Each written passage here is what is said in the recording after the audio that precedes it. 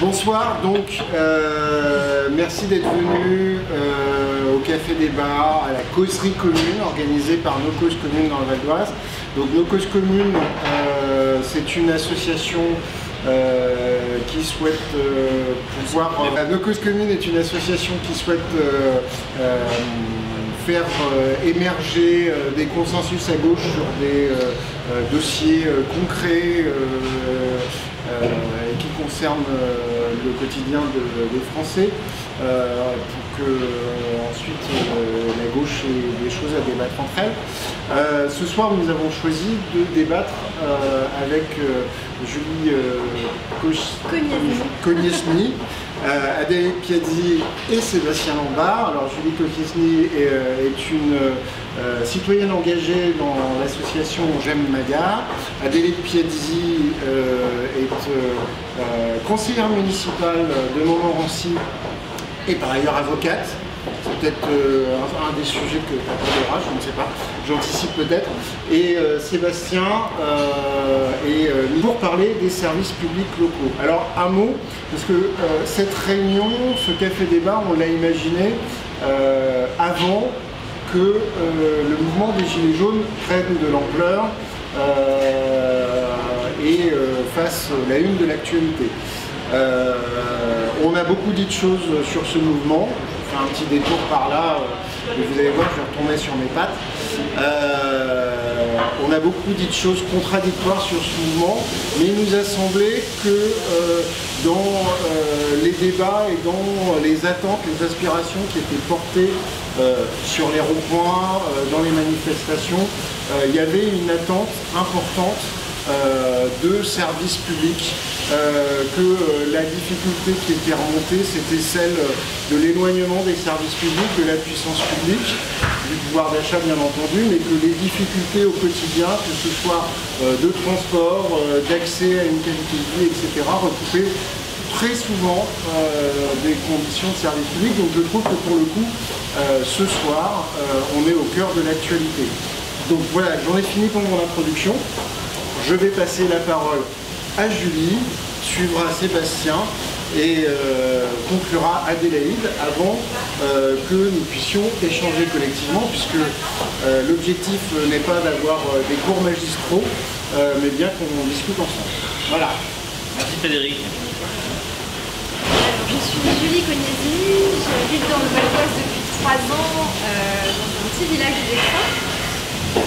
Avant ça, j'étais parisienne pendant 18 ans, et puis la vie de famille aidant, les questions de logement se sont posées, et on a décidé de déménager et de s'installer à la campagne, un petit garçon très sportif qui a besoin de courir, et puis pour des raisons tout à fait économiques aussi. Donc, il se trouve que le choix s'est porté sur un village du Val d'Oise.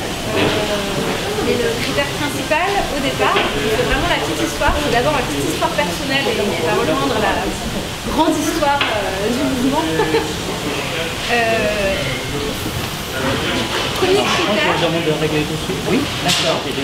c'était vraiment de pouvoir avoir une mobilité qui nous permette de rejoindre Paris le plus facilement possible. Donc, le critère, c'était être à 1 heure de Paris. Donc on a fait un cercle tout autour de Paris et voilà, et on a regardé près de mesures. Donc on s'est installé en 2015 dans ce village, et puis on s'est rendu compte quelques mois plus tard que finalement la gare, qui était vraiment notre critère essentiel, était menacée. Alors quand je parle de gare, c'est plus une gare depuis longtemps, parce que c'est un arrêt. Pour resituer un petit peu cette ligne de train, c'est la ligne sur une des lignes J entre Paris-Saint-Lazare et Gisors, Paris terminus Normandie. C'est pour la décrire un peu comme la décrirait la directrice de la ligne, que j'ai rencontrée plusieurs fois, donc c'est un collègue. C'est une ligne qui traverse 3 régions, autant de départements, et donc il y a une problématique qui dépasse la problématique de France.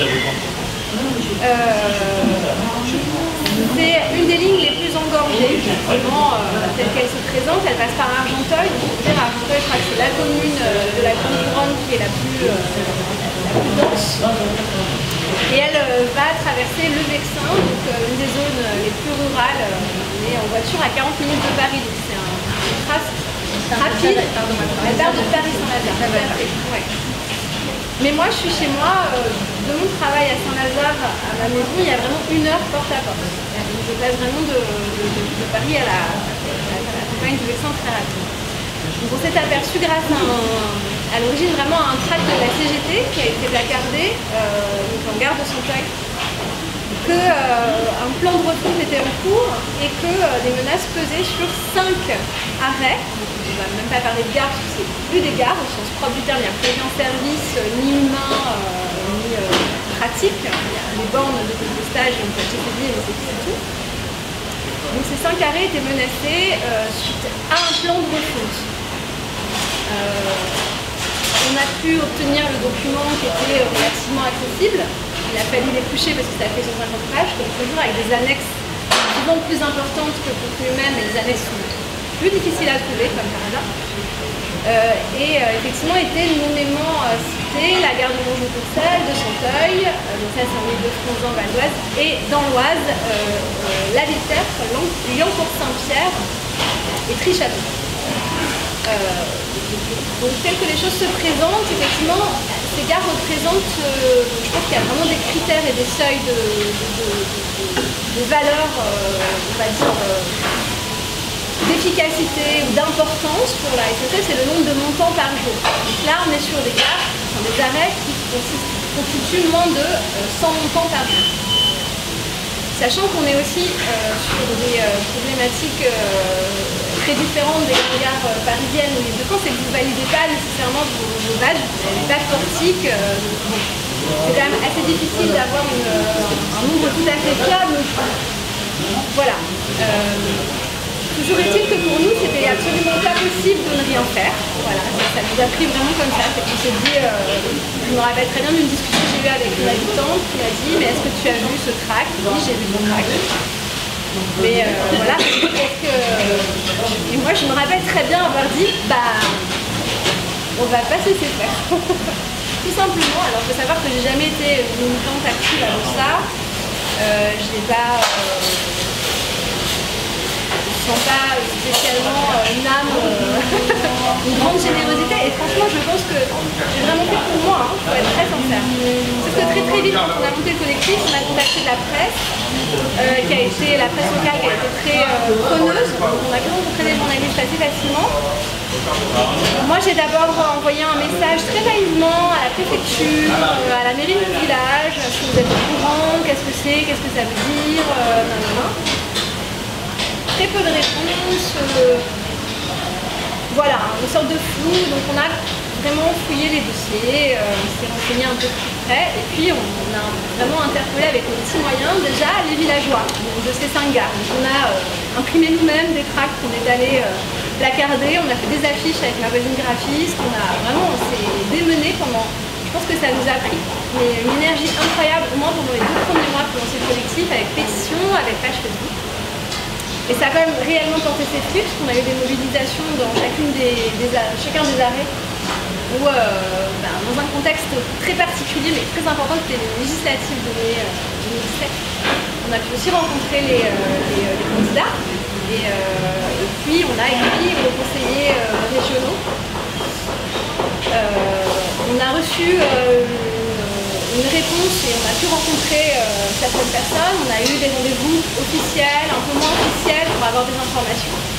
On savait que de toute façon, même si pour des raisons d'investissement, parce qu'il faut expliquer le contexte, c'est que ces gares elles ont demandé une mise aux normes, puisqu'il y a des nouveaux trains, un nouveau matériel roulant qui va être déployé, qui est déjà déployé en grande partie et qui va être en fin de déploiement en 2021. Les quais sont plus aux normes, ils sont plus au bon niveau des trains qui ont été commandés. Ça demande environ une enveloppe d'1 million par train. Nous on ne pèse rien, on est moins de 100 montants, est-ce qu'on mérite d'avoir 1 million, etc. Pour nous, l'important c'était déjà de pouvoir communiquer, c'est-à-dire dire aux gens, alors vous allez vous installer là, mais dites-vous juste que dans 6 mois, on ne sait pas où ça en sera, vous comptez sur vous n'avez pas les moyens d'acheter 2 voitures, c'était complètement notre cas par exemple, on a une voiture, une vieille voiture. Si on en a 2, très sincèrement, c'est fini, on partira plus jamais en vacances. Il y a plus... C'est vrai. voilà, il y a une problématique économique qui est évidente, mais il y a aussi le souci de se dire on a un moyen de transport écologique qui fonctionne malgré des soucis relativement bien, qui nous permet quand même de rester à la campagne, de faire vivre des villages. Il y a un restaurant qui a ouvert il y a 1 an et demi à Santeuil avec aucun commerce. Il y a une ferme qui a pu ouvrir sa boutique, c'est aussi parce qu'il y a des anciens parisiens comme nous aussi qui sont, parce qu'il y a beaucoup de retraités dans le village, mais il y a aussi beaucoup de familles d'Île-de-France et de la couronne plus proche qui ont décidé de s'installer là-bas. Excusez-moi, je voulais dire que tout à l'heure il y avait beaucoup de bruit, oui, tout ce qui est entendu, c'est quel village? Santeuil. Santeuil, oui.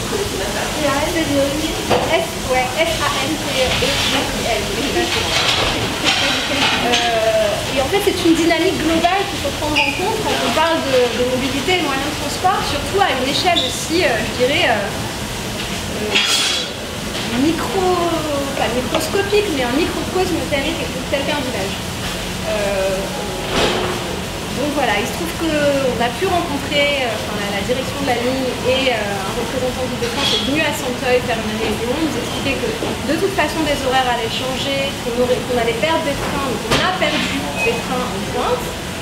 On a dû se réorganiser les uns et les autres avec des problématiques de garderie du matin, enfin, tout était quand même assez chaotique et il a fallu assumer ce changement. Mais a priori, on a pu faire une pression assez positive, parce que en ce qui concerne par exemple les Hauts-de-France et donc les gares d'Oise, la région a décidé de débloquer une enveloppe de 16 millions pour ces 3 gares de l'Oise. Le combat est quand même tout à fait positif de ce côté-là. Et du côté des 2 gares en question, de Santeuil et de Courcelles, on a reçu de la part d'un représentant d'Île-de-France la garantie que ça ne fermerait pas. Sauf que très récemment, en septembre, la présidente de la région, Madame Pécresse, a envoyé un courrier à la mairie de Santeuil et à d'autres mairies en expliquant que l'État ne fournissait pas le budget prévu et que des menaces pesaient de toute façon. Il y aurait des arbitrages sur, là ça considérait vraiment la problématique du transport, mais sur les différents travaux en cours et prévus dans le Val d'Oise. Donc, voilà, à l'heure d'aujourd'hui, on en est là. On suppose quand même que sans cette pression, on aurait éteint gentiment les lumières de ces arrêts si on n'avait pas remué ciel et terre, s'il n'y avait pas eu des photos dans la presse, s'il n'y avait pas eu des interlocuteurs publics et officiels pour relayer la mobilisation. Ça reste encore très flou, mais voilà, mon message c'est vraiment de dire, bon, effectivement là on parle du service. Un service public de transport, mais c'est vraiment, comme à chaque fois, chaque service public, c'est une sorte de maillon d'une chaîne qui est extrêmement vaste, quelle que soit la morphologie du lieu, en l'occurrence que ce soit un village, une ville, un quartier, on ne peut jamais ne considérer qu'un aspect, en fait, c'est-à-dire, vous ferez du covoiturage, qu'on me propose. Moi je veux bien faire du covoiturage, mais quand je vais à Paris avec mon fils, je me promène aussi avec le siège auto, je fais quoi, comment, j'ai 5 sièges auto dans les 5 voitures de mes amis qui viennent bien prendre mon covoiturage. En fait, on apporte une espèce de petite réponse à une petite problématique en disant mais vous allez, on va faire ça, nanana, mais la globalité du problème n'est jamais prise en compte. C'est toujours un problème tout à fait global. Voilà, qui recoupe des problèmes de santé, des problèmes de scolaire, des aspects extrêmement différents. Par ailleurs, là, on parlait des jeunes tout à l'heure et de mobilité, parce que le revenu, c'est quand même vraiment voilà, les dépenses en mobilité, les dépenses de carburant, tout ce qu'implique une voiture. Moi, je peux complètement faire le recoupement entre ce combat qui a démarré il y a 1 an et demi et aujourd'hui la problématique qui fait bah oui, si les gars n'étaient plus là, moi, j'ai pas les moyens d'avoir de voiture. Donc mon compagnon part à 7 h le matin, moi j'emmène mon fils à l'école, je fais quoi? Je paye une nounou pour qu'elle vienne à réveiller mon fils à 6 h du matin pour qu'il parte à l'école. C'est pas possible. Et encore, je fais pas tellement référence au problème écologique et à la question écologique, c'est qu'on a quand même un train, ça marche, et voilà, et pour la petite aberration du système, quand on est à Santeuil, on ne peut pas acheter de tickets pour aller à Gisors, accrochez-vous bien. C'est-à-dire que je voudrais aller au marché de Gisors en Normandie, je ne vais pas prendre ma voiture, me dire, voilà, je vais au marché de Gisors, allez hop, les bonnes raisons de me dire que je peux aller faire mon marché en Normandie. Il est impossible à la borne d'acheter un billet ou un complément de billet de ma carte Navigo pour aller à Gisors. En fait, voilà, moi, voilà, l'aberration, elle est parfaite dans ce sens. C'est qu'on a complètement cintré la logique de la circulation qui n'était pas du tout celle du Far West, hein, là, pour le coup, on allait très très loin. C'est pas les grands espaces, c'est pas je vais de là à là et hop. Ah ben oui, mais là on sort de la zone Île-de-France, alors non. Donc ça m'est arrivé de devoir aller à Gisors et d'être...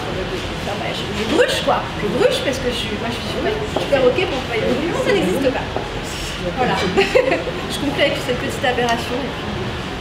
C'est quand même intéressant peut-être de rebondir par respecter notre ordre sur ton intervention d'abord parce qu'elle est complètement dans l'air du temps, parce que tu poses effectivement toute la problématique de ces personnes qui par choix personnel, tout simplement parce que la vie a fait que, sont éloignées des centres où il y a tous les services publics, en priorité donc celui des transports, parce qu'en plus c'est celui qui permet de nous relier.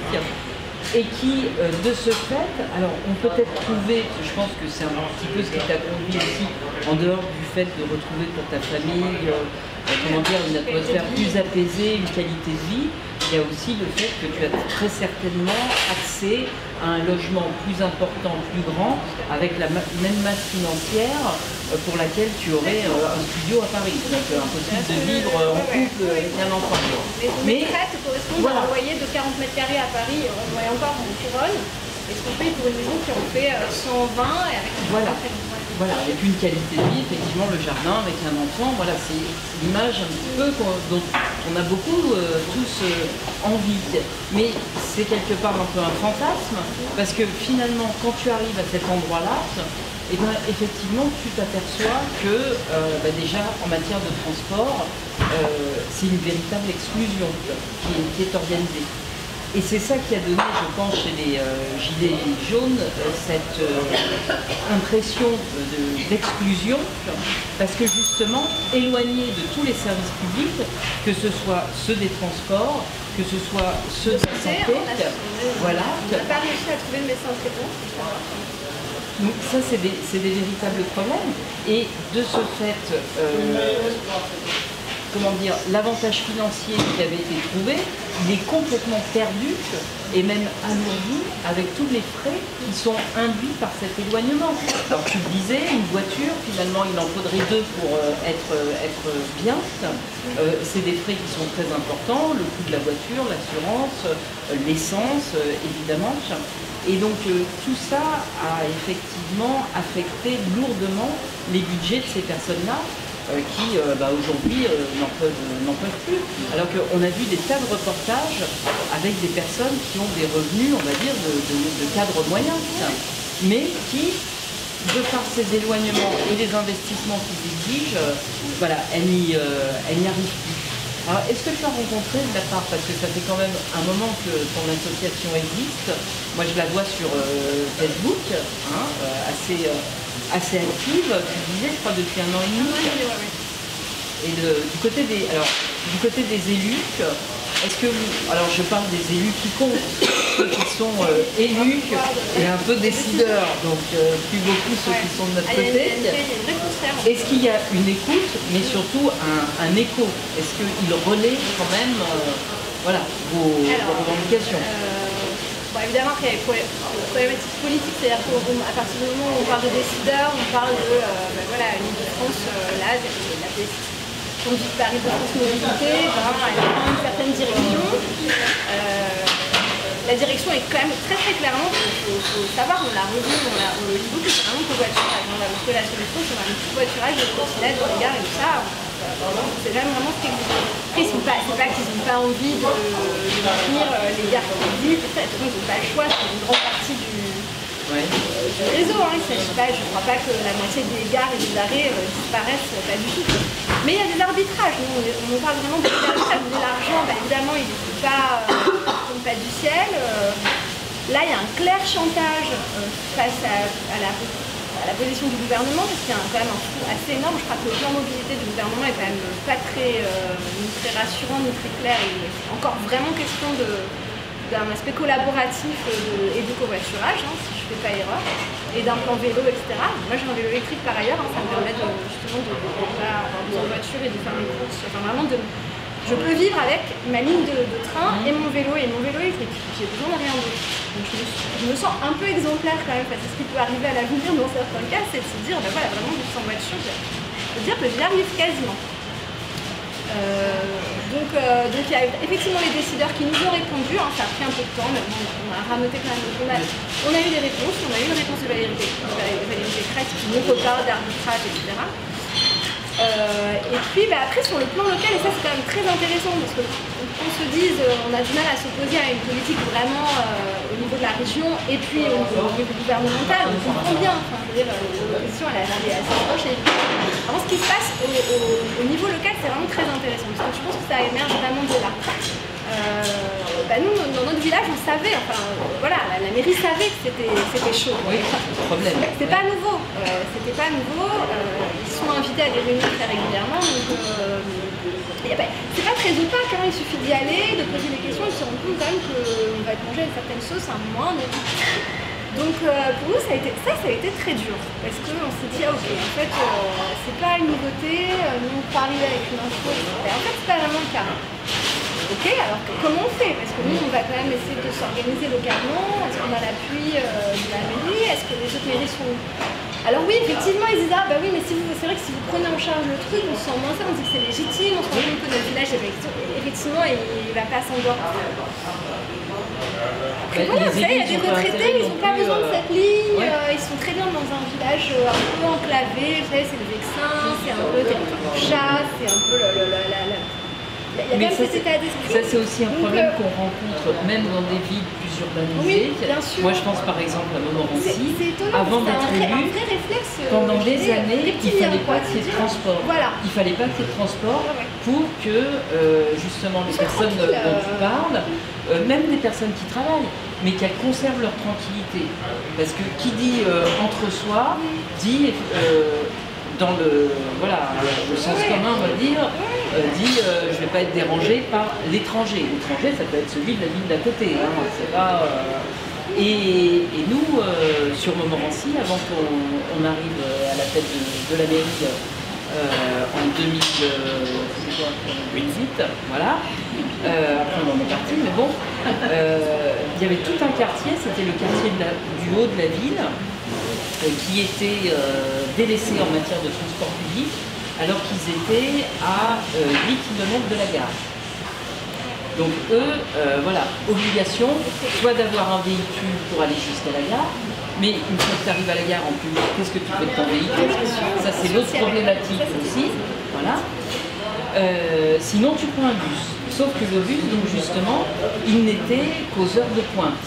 C'est-à-dire pour eux, hein, ils circulaient sur le reste de la ville, sur le quartier du centre, sur le quartier du bas, mais sur le quartier du haut, qui est évidemment le quartier, on va dire, le plus pauvre, et ben eux, ils y avaient le droit que le matin et le soir, pour aller au boulot et pour en revenir. Dans la journée, il n'y avait rien, ou quasi. Et donc, voilà, on a fait en sorte, donc de gauche qui a été élu, a fait en sorte que la ligne qui existait pour le centre de la ville et pour le bas, elle existe aussi pour le haut de la ville, de sorte à ce que les personnes puissent se déplacer toute la journée du haut en bas. Ça reste encore insatisfaisant. Maintenant, on ne peut pas avoir non plus des bus toutes les 2 minutes. Mais les gens ont eu l'impression quand même d'être sortis de leur isolement. Ça a coûté de l'argent, mais c'est une vraie qualité de vie. Mais vraiment, avant, on ne voulait pas que ça se fasse. Mais c'était pas une question de moyens, parce que les moyens, on a su le trouver, après il faut se battre. Et là-dessus, d'ailleurs, on s'est retrouvé entre des élus de droite et des élus de gauche à se battre pour ce même projet, avec des élus de droite d'une autre ville. Je crois que la question de la mobilité, elle est assez longue. On a reçu quand même des écoutes de candidats très diversifiés. Personne n'est capable de nous dire réellement, c'est normal que votre gare est ferme, vous êtes conscient à prendre le train. Personne ne peut assumer ça en fait. Bah oui. Parce que ça veut vraiment dire une sorte de ségrégation, je dirais, quasi ontologique. C'est-à-dire vous êtes en village, Vous avez toujours une gare, cette ligne elle existe depuis le début du siècle, c'est le Paris-Dieppe qui est passé là. On a retrouvé des photos géniales du début du siècle. C'est ontologique, vous avez une gare, mais quelque part tous les villages de France n'en ont pas, donc rendez-vous compte, nanana. Finalement c'était nous qui créions des... On a entendu ça. On a entendu, vous avez de la chance. Non, on n'a pas de la chance, les gens s'installent là de génération en génération, ils viennent là, le village existe encore grâce à ça, sinon il va crever comme d'autres. L'idée c'est vraiment de se dire on a un outil qui existe, qui est efficace à l'échelle du... C'est un village de 600 habitants, vous imaginez une centaine de... 90 je crois, mon temps, c'était compté. C'est quand même une belle proportion, je suis pas sûre qu'on ait ça dans toutes les grandes villes, même de banlieue. Donc c'est vrai, et effectivement de se dire, ben oui, en fait à l'origine il y a une sorte de... Il y a un rapport à la mobilité qui est très particulier et ça, moi je m'en étais pas du tout rendu compte. J'ai compris vraiment en arrivant. Bah oui, mais se déplacer, venir s'installer, etc., entrer en fait un peu dans la grande concurrence immobilière d'autres, c'est pas rien, c'est pas neutre, les gens n'ont pas forcément envie que le village se remplisse. Voilà. Enfin là vous avez créé des solidarités. Donc, alors, là on a vraiment on s'est rendu compte qu'il y a des vraies convergences et qu'effectivement c'est quand même une école. Encore une vingtaine d'enfants en plus depuis cette rentrée dans ce village. Il y a une école qui est saturée d'enfants. Et ensuite, pour collège et lycée. Alors justement, ce qui est très intéressant, c'est que ça fait partie aussi des aberrations, j'en évoquais une tout à l'heure. L'autre aberration, c'était qu'on a des collégiens et des lycéens qui se déplacent avec ce train. Donc quand on fait sauter des trains en point qui ont disparu le matin, dont un qui correspondait aux horaires de collège et de lycée, ils font quoi? Des déplacements. Alors il y a Oni, il y a un collège à Vigny, mais il y a aussi Oni par exemple, donc, qui est sur la ligne de train et qui du coup la ligne est complètement pertinente pour ces collégiens et ces lycéens. Voilà, à pied. Je m'en souviens très bien, la directrice de la ligne. Oui, c'est vrai, il y a des enfants qui prennent le train. Oui, c'est ça. Ça vaut le niveau de déconnexion avec le réel. Il y en a de plus en plus, objectivement. Entre les décideurs et le réel. Et alors la question que je me posais... Tout le monde a le permis. Si vous prenez le train, c'est que vous avez le permis par ailleurs et que vous avez vous débrouillé en voiture. Non, absolument pas. Et des personnes âgées qui nous ont dit, voilà, moi je vais arrêter de conduire bientôt. Si j'ai plus mon train pour aller à Pontoise, c'est quand même... Donc ce que tu dis, c'est qu'il n'y a pas eu d'enquête préalable en fait avant la suppression. Non, à ce moment-là, c'était vraiment... Il y avait des arbitrages, il fallait que ce soit à l'étude. Donc on était sur la série. Nous, on a vraiment voulu dire, non, vous allez nous voir d'ailleurs, vous allez venir nous rencontrer, vous allez voir ce qui se passe, vous allez voir ce que c'est pour nous prendre le train. C'est-à-dire qu'il y a eu des réunions, ça a chauffé sérieusement.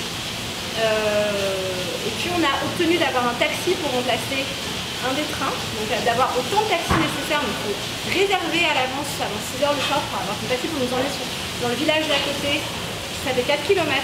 Le train passe, vous avez bien suivi, le train passe, mais il ne s'arrête plus à Santeuil, il s'arrête plus loin. On va mettre une ou deux voitures pour prendre 4, 8, 10 personnes pour les emmener à Carpentras.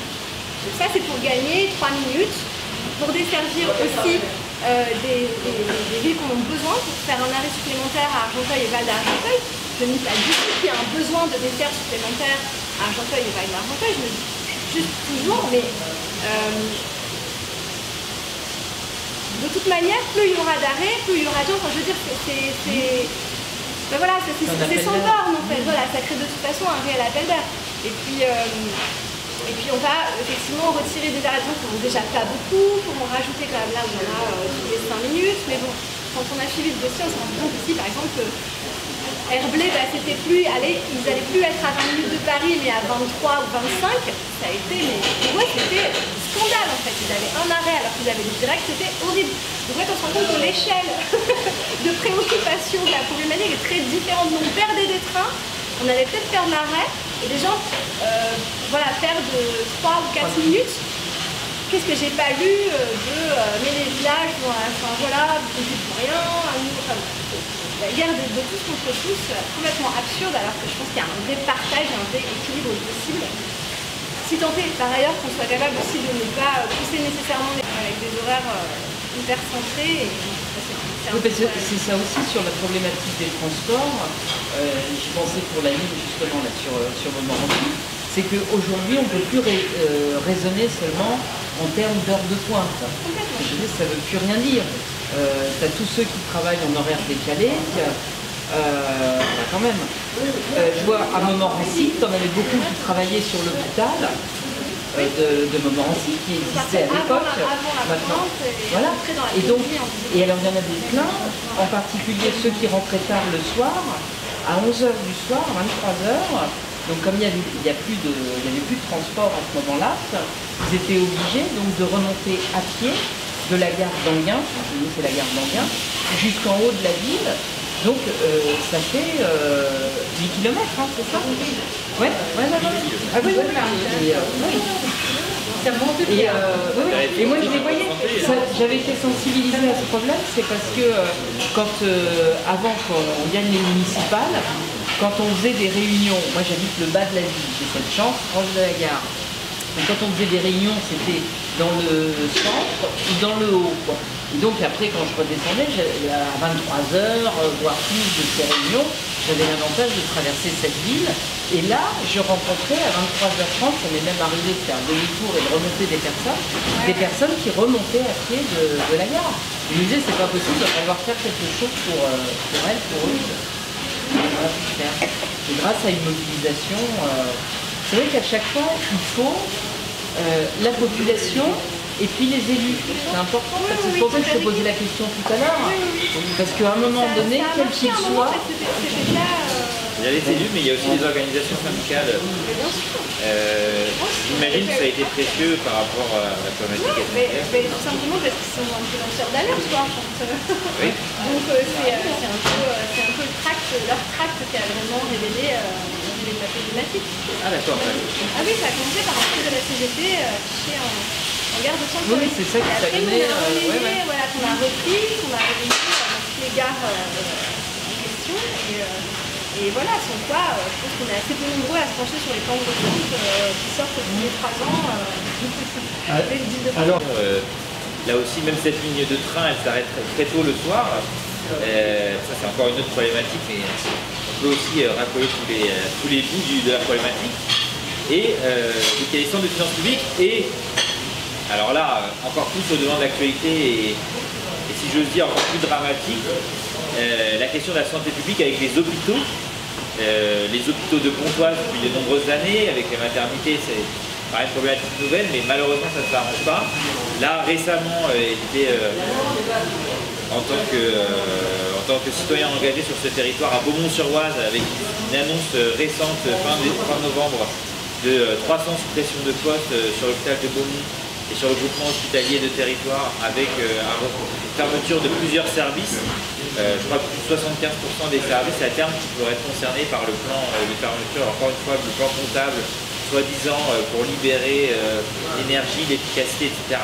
Mais la mutualisation merveilleuse qui aboutit surtout à un rétrécissement de l'offre de soins de proximité. Et donc là encore, il y a des attaques. J'ai vu aussi qu'en novembre, il était question de l'hôpital de Gonesse et des personnels de l'hôpital de Gonesse qui étaient aussi en souffrance. Donc les attaques sont tous azimuts sur tous les pans du territoire. Et là, pour le coup, c'est toutes les franges du territoire, je veux dire, et toutes les stratifications territoriales et sociales, qu'elles soient très urbaines ou plus périurbaines ou rurales, qui sont touchées.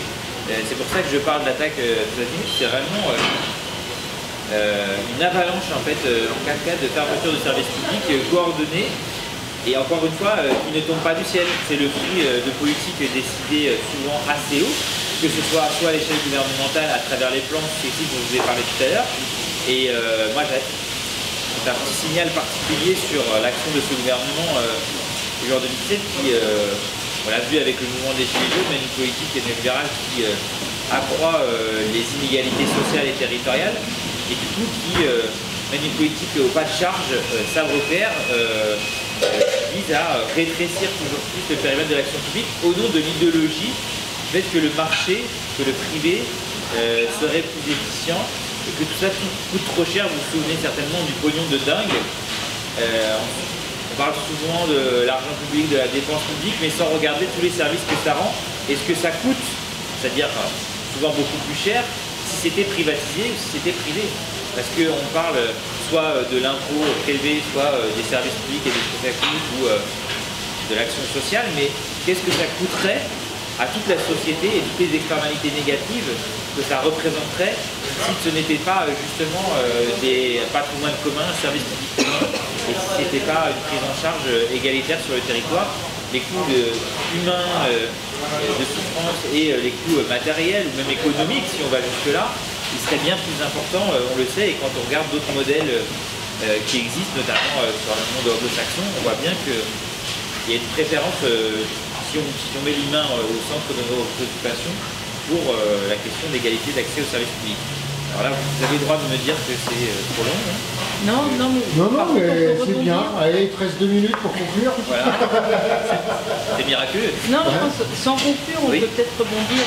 Moi, je vois ce que tu indiques sur, en tant qu'agent territorial, sur la souffrance au travail, de par la réduction des effectifs et toujours cette course au coût, au moindre coût.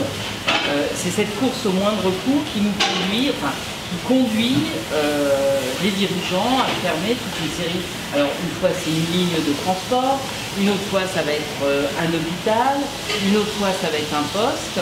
Et bon, donc hier soir, parce que moi je viens là aujourd'hui en tant qu'élu, nous étions au conseil municipal à Montmorency, bon, dans l'opposition, Martine. Donc nous avons à un moment donné eu une délibération qui démontrait que la ville, qui est dirigée par la droite actuellement, avait se targué d'avoir sur son budget la ligne du personnel, c'est la fameuse ligne 012, qui était en diminution constante et plus que très importante cette année. Et la mairie, la maire, nous présentait ça comme un fait de gloire. Et nous avons rétorqué que de constater combien les agents de la collectivité territoriale de Montmorency souffraient au travail. Et ils souffraient au travail, pas juste, ils nous appelaient pour nous dire oh, dis donc, qu'est-ce qu'on souffre, hein. Ils sont en arrêt maladie, ils sont en dépression, ils sont en longue maladie. Et à tel point que cela se sait, en fait, donc même là où la maire voudrait remplacer des postes, eh bien, la ville dont la politique est connue n'est plus du tout attractive. Et donc, même là où elle voudrait quand même voilà, pérenniser les postes, eh bien, il n'y a plus personne pour s'y présenter parce qu'on sait qu'on y vit trop mal en tant qu'agent. Et ça, c'est vraiment des choses que... Voilà, dernièrement, j'ai vu un croquis qui était assez amusant, une caricature. C'était 2 personnes qui regardaient, on va dire, c'était leur ville. Et puis alors, vous aviez le palais de justice, l'hôpital, la poste, et puis ils étaient tous barrés. Et il y en avait un qui disait à l'autre, bah ça revient moins cher hein, quand même. Bah oui, c'est sûr, ça revient moins cher, mais tu n'as plus d'accès à l'hôpital, tu n'as plus d'accès au transport, tu n'as plus d'accès à la justice. Donc c'est ça, aujourd'hui, je pense, la difficulté qui est posée aux citoyens et devant laquelle ils ont vraiment envie tous de réagir. Alors c'est vrai que c'est intéressant. Je crois qu'aujourd'hui, d'ailleurs, on en reparle un petit peu, on en a parlé hier soir, il y a ces fameux cahiers de doléances. Ces cahiers de doléances qui sont déposés dans chacune des mairies. Je crois que c'est l'Union des maires, hein, Frédéric, qui fait les cahiers de doléances. C'est l'Association des maires de France, alors c'est ça. Voilà, donc c'est l'Association des maires de France qui voilà, s'est saisie de la balle au bon par rapport à cette volonté interpellative des Gilets jaunes et qui invite les maires à recueillir les doléances, voilà, recevoir les doléances. Donc je pense que ça serait intéressant là-dessus, effectivement, de s'organiser, de faire circuler autour de nous les informations qui nous paraissent les plus importantes à remonter. Parce que s'il y a trop de choses, voilà, rien ne sera pris en considération, hein, c'est le danger. Et je crois que la défense des services publics, que ce soit par exemple dans une ville, je pense aussi au service postal de la Poste, c'est vraiment un truc. Alors dans une ville et dans une profession, là j'en parle en tant que professionnel, la Poste, le courrier, vous l'avez en masse le vendredi à 16h. Voilà, c'est voilà, le lundi, le mardi, le mercredi, vous recevez 3 fois rien. Et puis le vendredi, quand vous n'avez qu'une envie, c'est de partir en week-end, et ben, il y a tout. Alors voilà, pour ceux qui ne vous ont pas écrit par courriel, c'est épouvantable. Vous vous rendez dans un bureau de poste, parce qu'ils ferment les horaires des bureaux de poste, vous vous rendez dans les bureaux de poste. Et alors là aussi, on touche à tout ce que le service public justement était censé organiser, c'est-à-dire l'égalité des citoyens dans leur territoire. Elle est battue en brèche par cette attaque sur les services publics. Et moi j'ai remarqué par exemple, le service public de la Poste, vous allez dans une poste en banlieue, vous allez dans un bureau de poste à Paris, ben, c'est pas du tout la même chose. Vous allez dans un bureau de poste à Montmorency, vous allez dans un bureau de poste à Gonesse, qui est une ville moins favorisée, c'est pas du tout la même chose. Vous n'avez pas le même temps d'attente, vous n'avez pas le même accueil au niveau immobilier. Voilà, et c'est là aussi. Oui. Alors, je suis postière. Ah, mon Dieu, qu'est-ce que tu dois souffrir? Non, mais j'ai travaillé à la direction du réseau donc, des bureaux de poste, à la direction des ventes. Et donc je ne m'occupais pas effectivement de cette problématique d'agence postale communale, de relais postes commerçants, etc. Mais aujourd'hui, évidemment, on est toujours dans ce mouvement de transformation d'un certain nombre de bureaux de poste avec des baisses de trafic qui sont extrêmement importantes. Mais enfin, la Poste est devenue une société anonyme, oui. Hein, vous ne l'ignorez pas. Donc voilà. Donc on gère effectivement, tu en parlais Sébastien, des contraintes quantitative, hein, et voilà, on regarde des chiffres, c'est très clair, mais nous avons une mission de service public. La mission de service public, nous continuons de l'assumer telle qu'elle est décrite aujourd'hui. Donc voilà, nous, on nous demande d'avoir un maillage de présence postale. Cette présence postale, elle peut prendre diverses formes. Et donc, moi je sais qu'il y a toujours de la concertation, en tout cas il y a 10 ans encore, et c'est encore une réalité, avec les élus locaux, avec les citoyens sur les transformations du bureau. On ne fait rien de manière, comment dire, unilatérale. Donc, et bien souvent, effectivement, on s'aperçoit que la réalité, c'est qu'un bureau de poste finalement de plein exercice, avec des horaires que nous sommes obligés d'adapter au vu de la réglementation, sont moins intéressants d'un point de vue, du point de vue du particulier, qu'un relais poste commerçant ou une agence postale communale, selon la solution qui est choisie, en termes d'horaires offerts aux particuliers. Donc voilà, mais nous on vit cette réalité, enfin nous aussi, hein, on nous demande des efforts en permanence, etc. C'est compliqué, mais moi je suis fière de travailler dans cette entreprise. J'espère qu'on va continuer à pouvoir avoir 250 000 postiers aussi longtemps que possible. Ça fait vivre beaucoup de familles, hein, donc moi je suis attachée à cette idée. Ça fait 15 ans que je travaille à la Poste, donc je vis cette transformation, je sais que c'est pas évident. Mais voilà, donc moi j'estime qu'à partir du moment où on arrive à maintenir une présence postale, c'est important, et qu'effectivement ça peut comment dire, aboutir à une présence différente, mais qui sera meilleure qu'un bureau de poste qui n'est plus ouvert que 2 heures par-ci, 2 heures par-là, 2 jours par semaine. Voilà. Je vais me permettre aussi une remarque, c'est que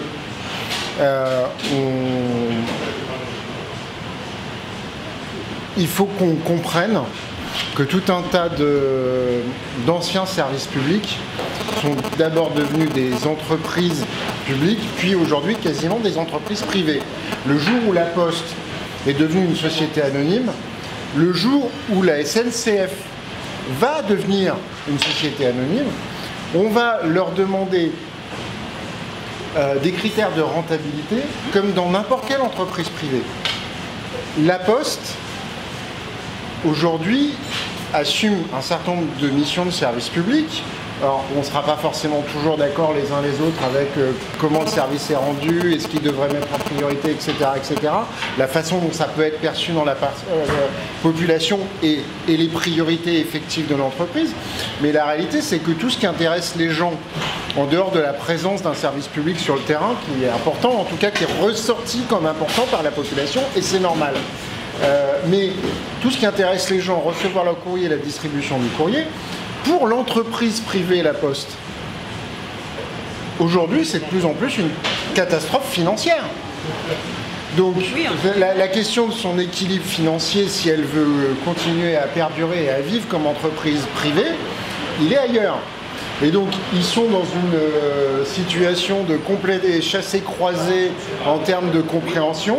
Il y a injonction contradictoire entre débrouillez-vous, maintenez l'équilibre financier de la boîte, voire développez-le, et maintenez la politique du service public. Alors, effectivement, le jour où La Poste a cessé d'être un vrai service public et non pas une entreprise qui a des missions de service public, bah forcément ça peut plus marcher, c'est-à-dire que maintenir partout des bureaux de poste qui attendent les gens, machin, ça ne marche plus. Et c'est là qu'on a des gens qui se sentent abandonnés, des postiers qui, et là je parle pas des gens qui sont au siège ou machin, mais des gens qui sont dans les agences de La Poste qui peuvent vivre plus ou moins bien le changement. Dont les peuvent avoir construit leur vie bien évidemment voilà, dans des territoires, acheter une maison, etc. Et que si on leur demande d'aller travailler effectivement loin de leur domicile, le loin est différent pour chacun, voilà, ça peut être vécu de façon différente. Mais effectivement, moi je travaille en région parisienne, j'ai fait ce choix, je ne quitterai pas ce bassin d'emploi parce que je sais que j'ai plus de possibilités ici, même si le coût de la vie est plus cher, bien évidemment. Ah, et la difficulté, c'est qu'effectivement, on a cette difficulté où on a des gens qui peuvent vivre mal la transformation, qui peuvent vivre mal l'évolution de leur métier, qui peuvent vivre mal aussi la relation avec l'usager. On leur a dit que maintenant c'était plus des usagers, c'était des clients. Et forcément la relation avec l'usager ou le client se dégrade parce qu'il y aura toujours un client ou un usager qui leur dira que le service est moins bien rendu qu'avant par rapport à l'idée qu'ils se font du service qui doit leur être rendu, par rapport à ce qu'ils trouvent aussi, etc. etc. Mais donc on est dans un dysfonctionnement général. Et moi, ce que je peux reprocher aussi à la gauche quand elle est arrivée au pouvoir, moi je me souviens que on avait été quelques-uns, et on l'avait fait à Persan-Beaumont d'ailleurs, on s'était caillé les miches pendant de nombreuses heures à faire la votation citoyenne contre la transformation de La Poste en société anonyme. Mais ce jour-là, on a passé un cap sur lequel il sera difficile de revenir, et je pense pas que ce soit forcément plus facile à vivre pour les agents de La Poste que pour les usagers, parce que moi je continue à les appeler usagers. Voilà. Mais on a une vraie difficulté, c'est-à-dire que ce que nous on considère comme service public, la réalité c'est que ce sont devenus des entreprises privées. Et que les entreprises privées, même si elles ont une mission de service public, ça reste des entreprises privées. Je voudrais essayer de comprendre, moi, si La Poste n'est plus en quoi va consister les missions de La Poste, le service, voilà. Quelles vont être les missions si ça n'est pas la distribution du courrier? Ça l'est toujours. Ça l'est toujours. Oui, mais c'est une banque. Alors, voilà. Alors dites-nous clairement que c'est devenu une banque. Nous avons toujours nos missions, nos 4 missions de service. Oui, mais alors, voilà. Mais simplement, permettez-nous de nous dire que du côté de vos clients, de vos usagers, on a le sentiment qu'on est bien moins bien servi qu'avant. Parce que je ne sais pas à qui on a demandé son avis, mais la fermeture de bureau de poste dans le bas de Montmorency, c'était quand même un sacré coup pour le bas de Montmorency. Et ça a été un sacré problème. Nous sommes les derniers, bien souvent, à rester les derniers services publics. Donc on paye, entre guillemets, permettez-moi, pour tous les autres. Donc voilà, c'est en cela que c'est difficile. Non, mais c'est pas une critique envers les gens qui travaillent dans La Poste, mais c'est essayer de comprendre ce que va devenir La Poste si effectivement maintenant, ben, sa vocation première, ça ne va plus être de servir les clients. Notre président, Ça ne va sûrement pas être non plus de transporter les colis, parce que vous pouvez pas savoir, enfin, vous savez qu'envoyer un colis, ça coûte quand même très très cher, et qu'on cherche sans doute un tas de solutions parallèles pour ne plus passer par la poste pour envoyer les colis. Enfin, voilà. Aujourd'hui, le e-commerce se développe fortement, donc oui, pour nous, c'est un levier de croissance. Il n'y a pas que celui-ci. Notre président, le e-commerce, oui, enfin, quand vous parlez de colis, voilà, c'est le commerce sur Internet, le développement, voilà. Quand on a un colis soi-même, il faut bien envoyer les jeux, il faut que les envoie pas quelque part. Là, c'est pas du... J'ai besoin d'une enveloppe encore, et puis je l'ai envoyé. C'est le e-commerce. Ah bah, Évidemment. C'est d'ajouter un service à la personne aussi. Oui, tout à fait. Ça, je ne sais pas comment est-ce que ça fonctionne. Donc oui, ça s'appelle Veiller sur mes parents. Donc nous, effectivement, on développe un certain nombre de nouveaux services. Donc voilà, on cherche plein d'idées. L'objectif, c'est de planter de jeunes pousses et on espère effectivement trouver quelques très bonnes idées au sein de tout ça. Donc veiller sur mes parents, ça permet effectivement à des personnes âgées, soit vous pouvez prendre cette prestation pour, je sais pas, une grand-mère, une grand-tante, donc vous êtes éloigné physiquement, voilà, ça rend service à certaines personnes. On a l'impression que c'est pour utiliser des gens qu'on met pas au chômage, sinon qu'on renverra. Mais ça paraît très très étonnant. Écoutez, notre contrainte, elle est aujourd'hui qu'on a une baisse structurelle de notre flux courrier. Donc aujourd'hui, on a un maillage territorial, on doit continuer à assurer la distribution du courrier 6 jours sur 7 donc sur l'ensemble des boîtes aux lettres de France. Donc on réalise cette prestation et bien évidemment, à un moment, vous imaginez bien que la baisse des flux fait que on est dans une logique où il faut trouver les relais de croissance. C'est ce qui permet, effectivement, le fait d'aller s'occuper des personnes âgées, c'est ce qui permet qu'on ait encore une distribution de courrier, si je résume. Vous faites un raccourci, mais en effet, pour maintenir une présence sur l'ensemble du territoire, voilà. Mais en fait, on est sur une problématique qui est tout à fait proche de ce qui attend la SNCF, parce que il y a toujours des autorités organisatrices. Il y a toujours des autorités qui disent, qui vont commander à la SNCF par exemple, pour leur dire bon bah vous avez la ligne là, elle est hyper rentable. Il y en a une, c'est Paris-Lyon, Ceux qui vont dégoter la Paris-Lyon, on leur donnera un package en même temps, on vous laisse exploiter la Paris-Lyon qui sera tout bénéf pour vous. Par contre, c'est là où politiquement il y a quand même encore une marge de manœuvre, c'est qu'il faut imposer aux politiques de faire des paquets où vous avez des choses qui seront rentables, il y aura de l'argent qui y arrivera, et maintenir une ligne annexe qui est beaucoup plus fragile, qui est peut-être moins intéressante, mais qu'on va choisir de maintenir et de développer. C'est ce qui se passera visiblement aussi avec la SNCF. Voilà, c'est un peu comme pour la Poste, le courrier, on peut pas, même si on a tellement moins qu'il y a 5, 10, 20, 30 ans, on va quand même continuer le courrier parce qu'on ne peut pas priver les gens de recevoir des courriers. Par contre, il faut qu'il y ait effectivement d'autres leviers. Voilà. Bien évidemment. Mais c'est là extrêmement logique. Mais c'est génial le retour d'expérience. Le retour d'expérience que ces missions de service public, nous n'avons pas de choix. Donc, qu'on donne la recette magique sinon. Et là, on peut faire un bilan maintenant, par rapport à ce que tu disais, Julie, on peut faire un bilan global de en quoi le processus de libéralisation, de privatisation qui s'inscrit aussi dans un cadre communautaire européen, de l'orientation libérale ou néolibérale que je décrivais tout à l'heure des politiques économiques de l'Union européenne, qui vise à démanteler la notion même de service public.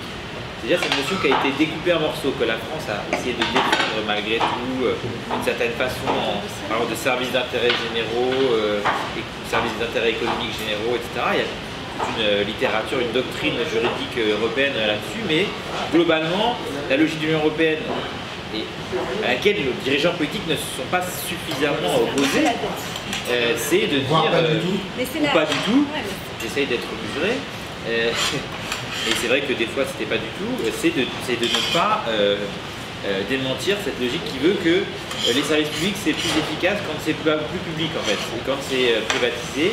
Et donc parce que le privé, forcément, selon une idéologie dont on attend toujours la démonstration de l'utilité. Donc il va forcément se mettre spontanément là où il y a du besoin. Voilà, c'est ça. Et donc le privé gère mieux que le public et ça va faire, comment dire, la rentabilité financière sera au rendez-vous, le service sera de meilleure qualité, etc. Et en fait à chaque fois c'est faux. Que ce soit en France ou ailleurs dans les autres pays de l'Union Européenne, là on n'est pas sur des vérités en fonction des territoires. En fait, à chaque fois qu'il y a une privatisation, le rail anglais est un exemple magnifique. Hein. Les accidents que ce sont la dégradation du service ferroviaire en Angleterre n'est plus à démontrer, à tel point que les Anglais plébiscitent, et je ne parle même pas du coût du transport ferroviaire en Grande-Bretagne, à tel point que en Grande-Bretagne, la population plébiscite massivement les renationalisations du rail là ces derniers mois, ces dernières années. Et donc en France pareil, France Télécom, EDF qui devait jamais être privatisé, souvenez-vous des problèmes de Nicolas Sarkozy. Enfin, chaque grande entreprise, la Poste, GDF, pas EDF. EDF ne l'est pas encore. EDF, ça va pas tarder, mais a été progressivement. Voilà. Il y a effectivement GDF avec LG, et on voit bien à quel point ça sert plus les intérêts des actionnaires et de Suez qu'autre chose. Et la déréglementation du marché de l'électricité, etc. En fait, souvent, on voit que, contrairement à la promesse initiale, parce qu'on n'a pas les gens comme ça, n'importe comment, donc, qui disaient les prix seront plus bas, la qualité sera voire meilleure, parce qu'il y aura une émulation de la concurrence. En fait, tout ça, il faut tomber. Au bout de quelques mois ou de quelques années, mais dans une courte période, on voit que les prix réaugmentent très vite et sont plus chers que quand ils étaient régulés par la puissance publique, que la qualité baisse, puisque les logiques ne sont plus celles de rendre un service public à tous sur tout le territoire de manière efficace, mais de faire un maximum de profit, parce que c'est des entreprises privées. Il ne faut pas reprocher à des entreprises privées de faire du profit.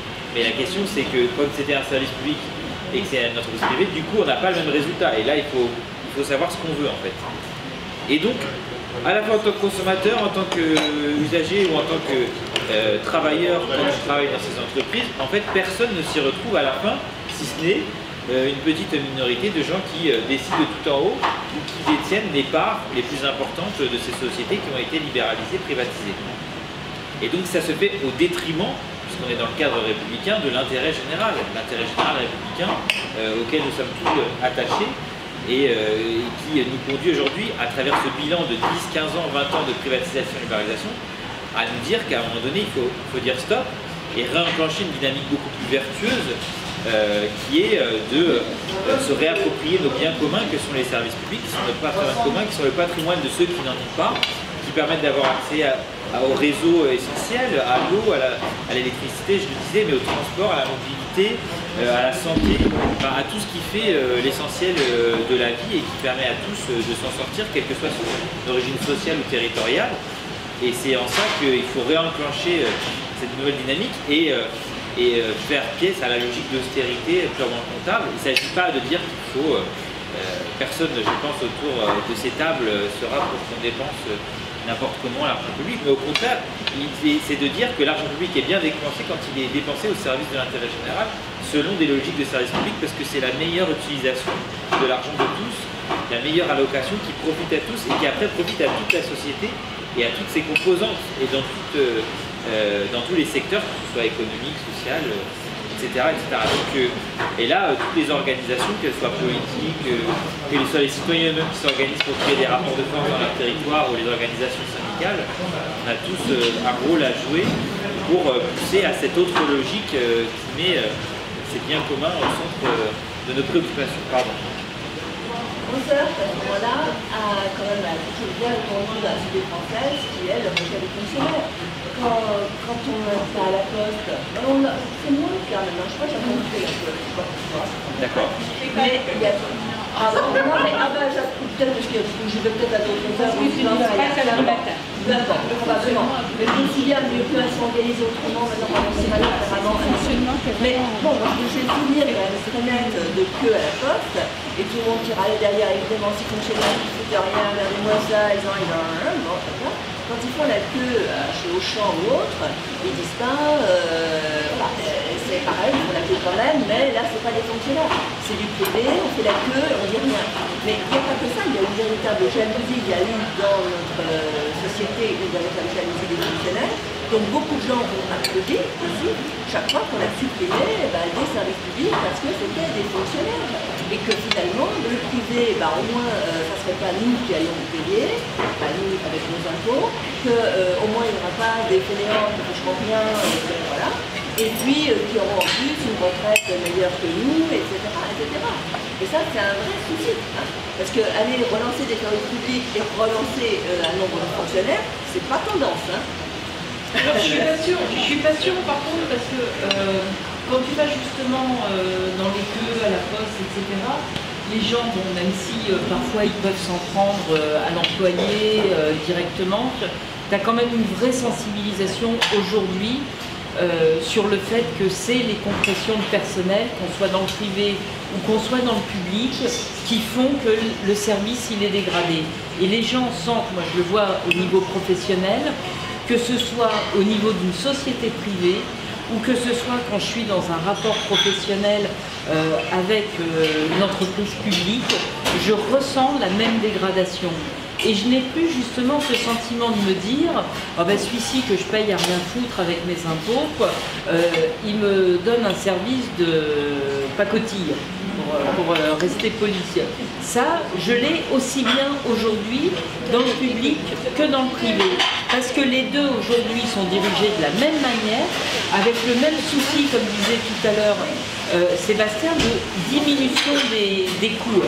Et ça, voilà, aujourd'hui, ça ne pardonne plus.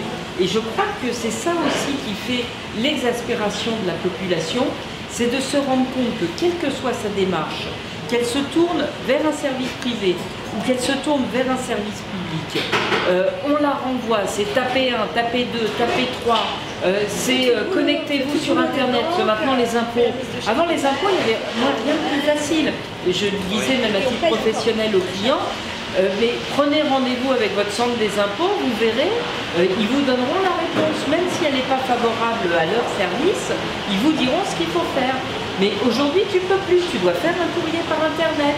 Donc tu dois avoir une liaison Internet, tu dois avoir un scan parce qu'il faut joindre ta pièce justificative.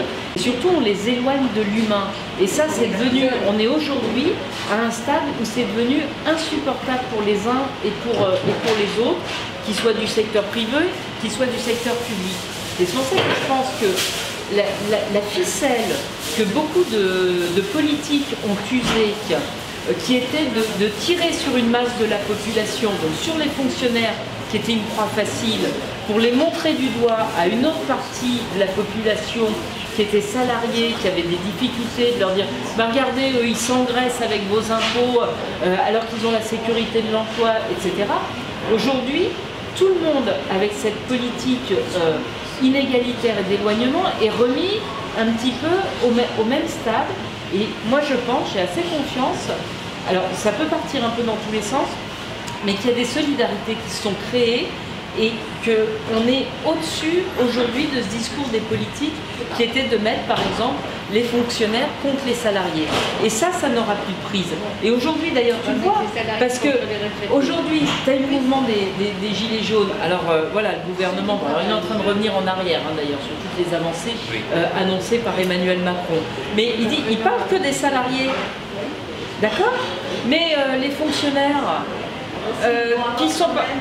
Il faut quand même avoir droit aussi au fonds, pour parler simplement, au fonds euro. Les fonctionnaires au SMIC, ça a été annoncé. Oui, alors, est-ce que ça va être tenu déjà? Mais dans un premier temps, on n'a parlé que des salariés.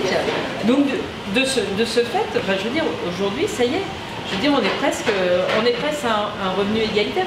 Quand tu vois au plus que des fonctionnaires, il y en a de moins en moins. Toutes les administrations contractualisent de plus en plus. La Poste, c'est le cas. L'éducation nationale, c'est le cas. Très largement, oui. Mais aujourd'hui, avec les départs en retraite, si tu veux, systématiquement, c'est depuis longtemps. Évidemment que le mouvement, il est initié, ça ne date pas évidemment d'hier.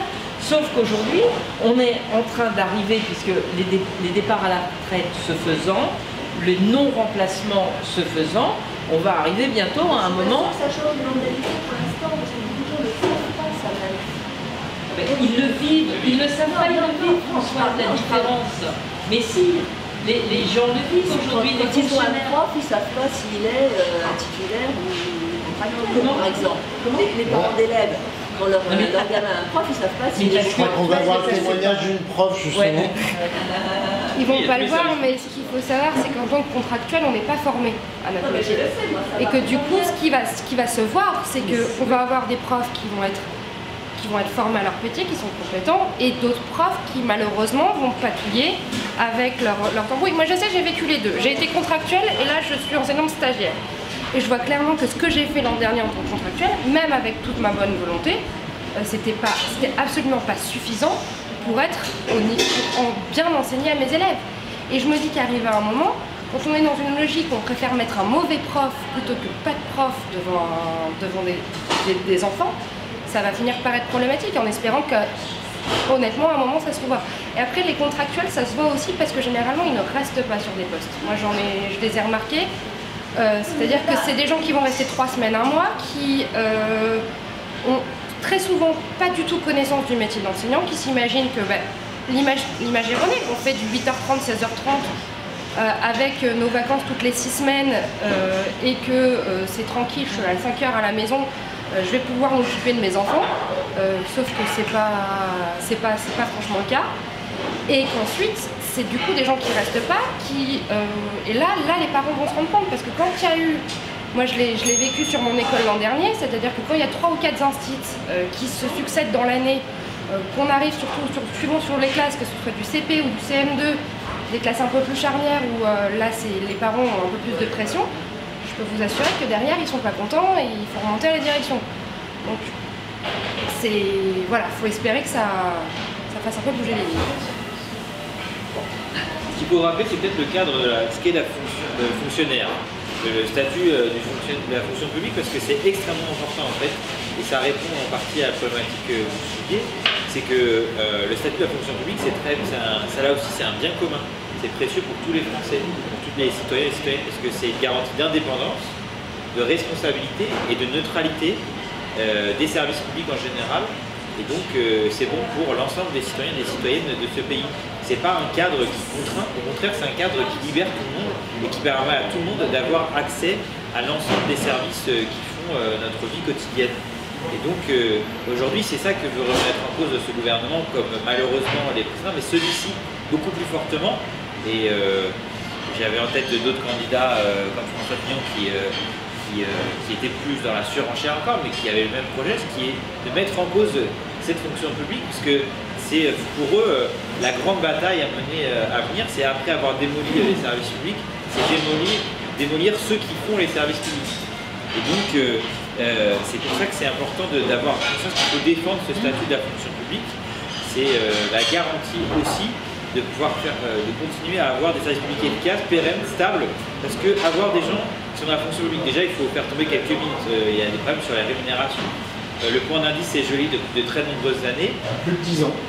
Depuis 10 ans, le pouvoir d'achat perdu par les agents de la fonction publique est considérable. Nulle part ailleurs on accepterait ça.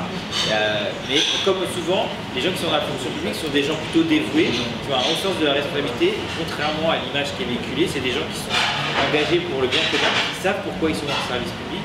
Et donc, c'est des gens qui peuvent accepter des choses qu'on n'accepterait pas quand on est dans le privé. Il y avait quelque chose aussi très simple, c'est d'accepter, parce qu'il y avait un contrat, vous êtes moins bien payé, mais vous avez la garantie d'emploi, etc. Bon, éventuellement, on vous envoie à Maubeuge, alors que vous êtes né à Nice ou à Toulouse, mais vous acceptez d'être à 900 km de chez vous, mais vous avez des avantages derrière. L'ennui, c'est qu'après, je me permets quand même, c'est pas uniquement on est moins bien payé, etc. etc.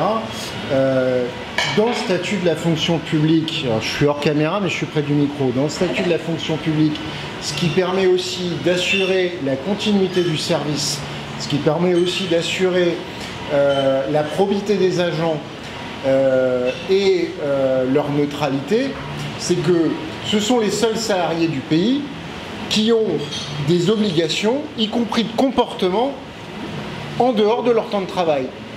Je vais pousser la caricature, mais parce que ça parlera. Un fonctionnaire qui est surpris hors de son temps de travail, en état d'ébriété sur la voie publique, sera plus sanctionné que n'importe quel citoyen hors son temps de travail sur la voie publique. Non seulement il risquera une peine plus grave, on va dire judiciairement, mais en plus, il sera sanctionné professionnellement. N'importe quel salarié privé qui est pris en état d'ébriété sur la voie publique, il ne sera pas autant sanctionné qu'un fonctionnaire dans le même cas, et il ne risquera pas d'être sanctionné dans le cadre de son travail. Et je parle de hors de son temps de travail. Ça dépend. C'est une caricature, mais il y a plein d'exemples comme ça dans le statut de la fonction publique. Oui, non, mais de toute façon, effectivement, il y a un cadre avec des côtés, des astreintes et des avantages, on va dire, par rapport au privé, on est bien d'accord. Je voulais juste dire ça par rapport au territorial. Par exemple, il y a 40% des agents de la fonction publique territoriale qui travaillent le samedi et 30% qui travaillent le dimanche. Est-ce que les Français le savent ça? En fait, c'est aussi des suggestions. Quand on prend le train, par exemple, le dimanche, ou quand on va à la poste le samedi, on se rend bien compte qu'il y a des gens qui travaillent. On est bien d'accord. Oui, je sais, mais enfin, dans le temps. On va dire dans le temps. Quand les enseignants qui corrigent le dimanche ou la nuit. Non, mais Mais je pense qu'on va. moi, je demande que ça, qu'il y ait davantage de services publics, on remette les services publics, bien évidemment. L'intérêt aussi, c'était qu'il y en avait justement partout. Le jour où il n'y aura que des écoles privées, par exemple, elles ne vont pas forcément s'installer dans un petit lac perdu où les gens n'ont pas les moyens de payer, etc. Elles vont s'installer comme la fac Vinci, dans les beaux quartiers, etc. Bon, on le sait bien. C'est ça aussi la garantie que partout on retrouve en principe la même qualité d'enseignants, la même qualité de service à Noël et à Noël. On est bien d'accord. L'égalité territoriale. C'est pas avec le transport. C'est vraiment. Voilà. Non, mais bien sûr. Non, j'ai pas du tout envie d'aller contre. Mais ce que je regrette, c'est qu'effectivement, et là, quand on dit le gouvernement n'a plus les moyens, enfin, je veux dire, il faut diminuer les dépenses de l'État, les gens entendent très vite. Bien sûr, déjà, si on payait moins de fonctionnaires, eh ben, ça irait beaucoup mieux. Bien sûr. Les gens sont très attachés au service public. C'est paradoxal. Eux aussi, ils ont les moyens d'être dans le privé, d'aller à la clinique, de se passer à l'hôpital de contrôle de 5 heures du mat. Eux, pour eux, la question est toute faite, ça sert à rien. Ça sert à rien. Sauf que le service de santé, sur le service de santé, ils payent des impôts et voilà, c'est ça leur relation. Sur le service de santé, je pense que ça reste quand même justement, peut-être pas pour très longtemps, mais un service dont les patients sont toujours persuadés de la qualité du service rendu. Et la meilleure preuve, c'est que bien souvent, mais moi je l'ai vu ça, en clinique, on va te bousiller un patient qui après, une fois qu'il a été bien massacré dans une clinique privée, est renvoyé dans le secteur public en hôpital, et ça c'est reconnu, parce que là, il y a encore, pour tout longtemps, un service de qualité, comme le disait Sébastien, parce que aussi, c'est vrai qu'il y a des personnes, là encore, qui sont extrêmement dévouées. Quoi. Mais il y a des tas de services. Mais je pense franchement qu'aujourd'hui, le discours qui a consisté par les politiques de tenter de dresser, c'est Sarkozy en particulier qui a mené ce débat-là, les fonctionnaires, enfin plutôt les salariés contre les fonctionnaires, il atteint aujourd'hui ses limites. Parce que les gens qui sont confrontés aux difficultés, et je le vois aussi dans le service public de la justice, moi je vois comment les magistrats ils bossent. On en connaît un d'ailleurs qui en fait les frais. Les greffiers. Alors bien sûr, c'est comme dans toute société. Tu rentres dans une société privée, tu rentres dans un bureau où il y a 3 personnes, oui, il y en aura peut-être un qui est souvent en arrêt maladie, qui ne vient pas, qui traîne le flanc, qui passe son temps dehors à cloper, mais là-dessus, tu en as 2 ou 3 autres qui sont là et qui font le boulot à fond et qui font tourner la machine. Et aujourd'hui, les services publics, ils les font tourner, ces agents, dans des conditions qui sont dramatiques. Moi, je vois au niveau de la justice, il y a des moments Alors, ils se partagent, tu as 6 cabinets de juges aux affaires familiales qui vont se partager la même imprimante. Bon, tu fais comment? Alors que tu es dans des endroits géographiques qui sont différents. Et tout est comme ça. Il y a des moments, ils n'ont plus d'encre à mettre dans la photocopieuse. Ils ne savent pas comment faire. Ils n'ont pas les agendas de l'année suivante. En fait, c'est des trucs carrés. C'est la même chose dans les commissariats où les commissariats demandent aux mairies s'ils peuvent leur prêter du tonnerre et des ramettes de papier. On en est là. On ne parle pas de l'état des locaux de certains commissariats. Le commissariat de Sarcelles, moi c'est un truc que j'ai jamais compris. Dans le Val d'Oise, et j'ai interpellé même Pupponi là-dessus, dans le Val d'Oise, à peu près tous les commissariats, il faut le dire, ont été refaits, hein, rénovés, refaits, construits, celui de Gonesse, celui d'Hermont, et il reste deux foyers irréductibles. Il y a celui de Deuil-la-Barre, mais bon, il n'y a pas de garde à vue dans celui-là, et celui de Sarcelles. Alors, ils ont passé un coup de peinture dernièrement, mais sinon, c'est un taudis.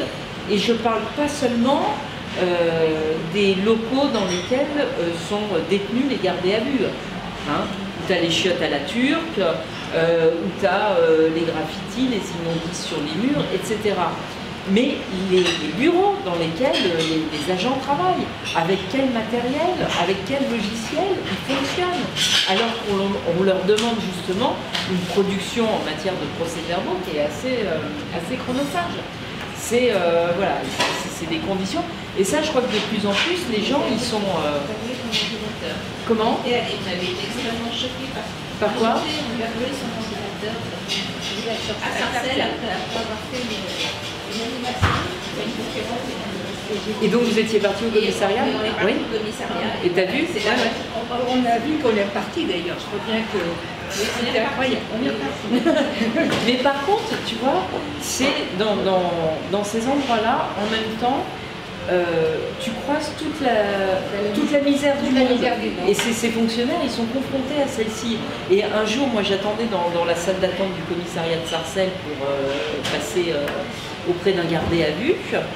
Et ils avaient accueilli pour la nuit une personne qui n'avait pas de papier, qui était enceinte et qui n'avait pas d'endroit pour dormir. Et les pompiers ne pouvaient pas intervenir parce qu'ils n'avaient pas le temps. Et donc ils l'ont gardée dans les locaux du commissariat, donc ce fameux commissariat de Sarcelles, pour au moins qu'elle passe la nuit. C'est pas leur mission, mais ils ne pouvaient pas mettre dehors cette femme-là. Et je me disais, bon, ces types, d'ailleurs, leur syndicat appelle là, demain et après-demain à la grève, hein, ces types-là qu'on accuse et ces femmes, hein, il y a des femmes aussi de plus en plus dans la police, qu'on accuse de tous les maux, quoi, et ben, confrontés eux-mêmes à toutes ces difficultés dans des villes comme celle-là, et ben, voilà, ils sont aussi capables d'humanité et de dépasser bien largement le service qu'ils sont censés rendre. Je voudrais bien voulu revenir quand on a parlé des hôpitaux. On a effectivement de tous les hôpitaux qui ferment. Il semblerait que, je parle aussi peut-être des choses qu'il faudrait faire avancer, il semblerait qu'on oriente un petit peu vers des hôpitaux qui seraient moins pointus, moins des services très très pointus, mais qui reprendraient des fonctions un peu de gestion. Ça a été la politique complètement abandonnée, c'est-à-dire l'idée qu'il fallait des hôpitaux extrêmement bien équipés, extrêmement compétents, avec ça permettait de lancer sur la mutualisation. Voilà. C'est comme ça, en disant, non, on peut pas... mais maintenant, ça ne marche pas parce qu'on se retrouve avec un afflux de gens qui ne relèvent pas de ces techniques très pointues et il n'y a plus l'intermédiaire, il y a plus ça. Et je pense, j'ai entendu les cousins qui avaient l'air de dire qu'on réfléchissait à ça. Il serait temps, ça peut revenir en arrière. Est-ce qu'ils vont revenir en arrière? Est-ce qu'on peut faire avancer des choses, reprendre des locaux qui ont été abandonnés, parce qu'il y en a qui restent, qui sont encore là, qui n'ont pas été démolis. Je pense à Montmorency en particulier, qui est en partie intact, délabré peut-être à l'intérieur maintenant, mais enfin, il y a quand même des structures d'hôpital Et il y a dans d'autres endroits, ça doit être le cas. Je ne sais pas ce qui se passe avec le vieil hôpital de Gonesse, parce que si j'ai bien compris, il y en a un. Il a été rénové, hein. Ah oui, non, non, il est. Ah, on l'a rénové, je croyais qu'on avait construit un nouveau. On avait laissé. Ah non, nouveau, oui, un nouveau. Mais le croyais que tu disais le vieux. Ah oui, dans les locaux anciens, je ne sais pas s'il reste des services. Un service public de proximité pour des choses qui ne sont pas dramatiques. Je ne sais pas, moi, notamment accueillir des urgences. Après, on peut toujours faire le tri et envoyer très vite les gens. Surtout qu'il y a une politique en plus aujourd'hui, justement, avec l'Agence régionale de santé, qui est de se rapprocher des déserts médicaux pour inciter les collectivités territoriales à avoir des politiques d'appui pour ouvrir des cabinets généralistes. Donc voilà, est-ce que c'est bien cohérent d'envoyer un petit peu partout des ouvertures? Alors on voit d'ailleurs comment ça se fait dans certaines villes, à l'approche des élections, allez on se dépêche d'aller chercher la subvention de l'ARS, donc l'argent de l'État, pour ouvrir un cabinet médical qui dans 2 ans aura foiré pour des tas d'autres raisons. Est-ce qu'il ne serait pas effectivement plus intéressant de réinvestir, comme tu le disais Françoise, voilà, les hôpitaux de proximité qu'on a désinvestis il y a quelques années? C'est pas la logique qui est à l'œuvre à Beaumont-sur-Oise par exemple, là, pas du tout. Parce que là pour le coup, on dépaisse l'hôpital de proximité par excellence. Beaumont c'est pas un méga hôpital, c'est un vrai hôpital de proximité. Alors, il s'agit de supprimer les urgences pédiatriques, par exemple, les services de pédiatrie. Je parle vraiment là de services absolument essentiels pour une population au quotidien. Je ne parle pas de services ultra pointus, justement. Et donc la logique, c'est juste de dire, on va concentrer l'offre sur un pôle hospitalier qui est déjà en son propre, sur Pontoise en l'occurrence. Nous, on fait partie d'un bassin où il y a Saint-Martin-du-Tertre, de l'autre côté, qui n'est pas dans l'île de France, mais peu importe, qui est sur la même zone territoire, qui lui, à qui on a dit à les villes locales rien ne fermerait, qui serait préservé, maintenant ils annoncent la fermeture. Donc ce qu'on voit, nous, c'est plutôt un rétrécissement de plus en plus accéléré, de plus en plus insupportable, catastrophique pour les populations, de l'offre de soins à travers l'hôpital de proximité. On ferme les uns après les autres au nom d'une mutualisation technocratique. Donc on ne voit pas le réel intérêt, si ce n'est une pure coupe comptable. Et la comptabilité et la santé, c'est pas forcément toujours les mêmes logiques qui sont à l'œuvre. Ouais. Mais alors peut-être que tu pourrais conclure. À moins qu'il y ait d'autres sujets. Voilà, je pense que c'est intéressant effectivement d'échanger entre nous, d'échanger avec des acteurs de terrain sur les actions qu'on peut mener localement pour se donner un petit peu le jus. Moi, je suis assez confiante dans ce qui se passe aujourd'hui, dans les volontés des uns et des autres de faire bouger les lignes, d'essayer voilà, d'améliorer notre qualité de vie. Il y a aujourd'hui des expressions qui se font jour et qui sont porteuses d'espoir. Moi, j'étais vraiment marquée par ce que tu nous as dit au début de ton intervention, qui est de dire, voilà, j'ai fait un choix de vie qui correspond à l'ère du temps, à la ville. On est beaucoup, on en a avoir un peu marre, on a envie d'aller s'expatrier un petit peu, de ne pas vivre tous les uns sur les autres, pour des raisons diverses. Toi, parce que tu es jeune, tu as ta vie de couple, avec enfants, etc. Mais pour d'autres, ça peut être une envie de retrouver de la fraîcheur, de retrouver une autre relation avec l'autre, avec l'environnement. Et puis on se rend compte effectivement que la société qu'on nous construit aujourd'hui, assez curieusement, et bien finalement, ce qu'elle nous avait laissé voir comme une possibilité, comme un rêve, elle voudrait nous l'interdire ou nous en exclure quand on a fait ce pas-là, et notamment voilà, en attaquant le service public. C'est bien ce qu'on a développé un petit peu ce soir. Donc je crois que c'est des causes, il va y avoir bientôt les élections européennes. J'espère que voilà, on va là-dessus aussi porter un discours, il va y avoir un discours fort de portée. j'espère surtout que bon, ces idées qui sont aujourd'hui plutôt portées quand même par la gauche, elles vont trouver à un moment donné, après qu'on ait bien discuté tous ensemble les uns et les autres, ça va prendre un peu de temps, mais elles vont trouver voilà, un moyen de se rassembler au travers de ces causes qui nous sont communes, parce que là l'heure est grave, hein, j'ai envie de dire. Et qu'on n'oublie pas les cahiers de doléances dans les mairies. Je pense que là-dessus, il faut qu'on ait peut-être au niveau des causes communes des idées un petit peu à défendre et qu'on retrouve tous les uns et les autres dans chacune de nos mairies, quoi. Si Du bassin, on trouverait toutes les options possibles. Oui, on sait très bien que le bassin, quand il va être à définir de côté de votre village, il va être très très grand, le bassin. Et là, les problématiques du transport. Et vous savez ce qu'on a entendu ce matin à la radio sur France Inter? Eh bien, on va faire des cours par Internet. Ah ouais, mais ça, Bien sûr. Eh bien, bien sûr. Et pourquoi pas? Sauf que les cours par Internet, ça renforce les inégalités sociales. Mais non, mais enfin, c'est pas à nous que vous allez expliquer ça. Même sans la réforme appliquée, ne serait-ce que Parcoursup, suivant l'endroit où on a dit les offres de formation ne sont pas les mêmes, les lycées, ce qui va être considéré comme les BTS ou les facs de secteur ne vont pas être les mêmes d'un bassin ou un autre. Et moi, pour en avoir discuté avec plusieurs amis profs, c'est-à-dire que notamment le nord du département, personne de Beaumont, aller à Cergy ou aller à Paris, c'est très très compliqué.